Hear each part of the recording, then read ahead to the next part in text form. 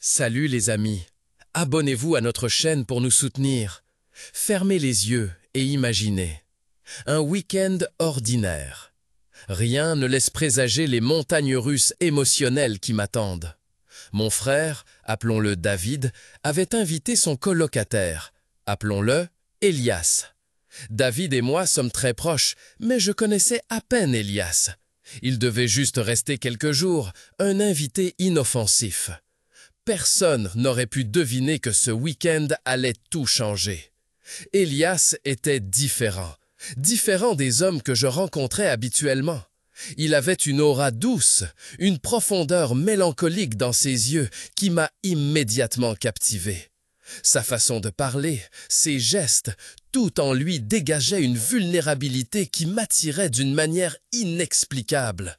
David ne m'avait jamais rien dit d'Elias, à part qu'il était étudiant et qu'il s'intéressait beaucoup à l'histoire. Le premier soir, nous étions tous les trois assis dans la cuisine. David racontait des blagues, Elias riait poliment, mais son regard revenait sans cesse vers moi. C'était un regard fugace, presque timide, mais il s'est gravé dans ma mémoire. Plus tard, quand David fut allé se coucher, Elias et moi sommes restés assis dans la cuisine, à parler de tout et de rien. Il a parlé de sa fascination pour l'histoire de l'homosexualité, des persécutions et des discriminations auxquelles les personnes queer ont été confrontées pendant des siècles. Il a raconté les lois du Moyen Âge qui punissaient les actes homosexuels de mort.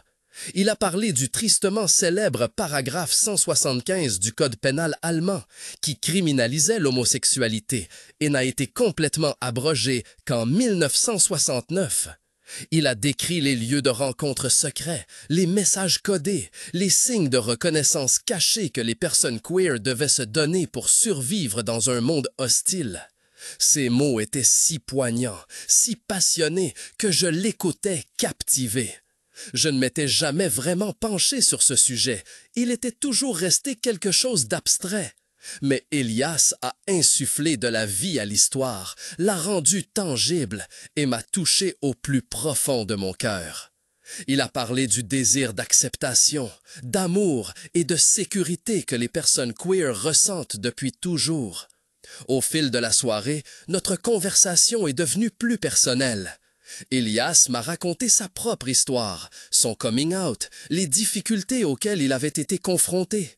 Il a parlé de la peur du rejet, de la honte et du désespoir qu'il avait ressenti. Sa franchise m'a profondément touché et j'ai commencé à m'ouvrir à lui d'une manière que je n'avais jamais faite auparavant. Je lui ai parlé de mes propres peurs et incertitudes, du sentiment de ne jamais vraiment appartenir. Nous avons parlé d'amour, de perte et de la quête du sens de la vie. Plus nous parlions, plus nous nous rapprochions. C'était comme si une force invisible nous attirait l'un vers l'autre. La nuit, je n'arrivais pas à dormir. Les mots d'Elias résonnaient dans ma tête. Je repensais à tout ce qu'il avait dit, à son histoire et à la mienne. J'ai commencé à remettre en question ma propre sexualité, qui jusqu'alors avait toujours été une évidence pour moi. J'avais toujours supposé que j'étais hétérosexuel, mais la présence d'Elias avait déclenché quelque chose en moi, quelque chose que je ne pouvais ignorer. Le lendemain, nous avons passé la journée ensemble. David était parti, nous avions donc la maison pour nous seuls. Nous sommes allés nous promener, nous avons parlé et ri. Elias me touchait sans cesse, de manière fugitive, une main sur mon bras, un effleurement de mon épaule.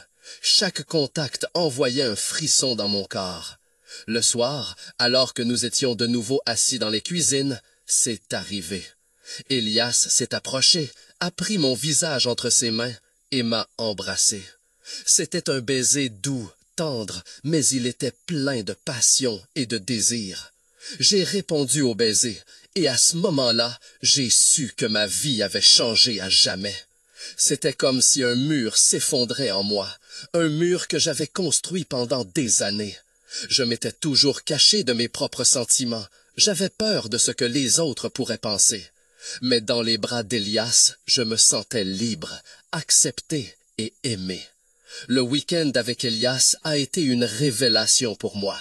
C'était un voyage de découverte de soi, un voyage qui m'a mené vers de nouveaux horizons.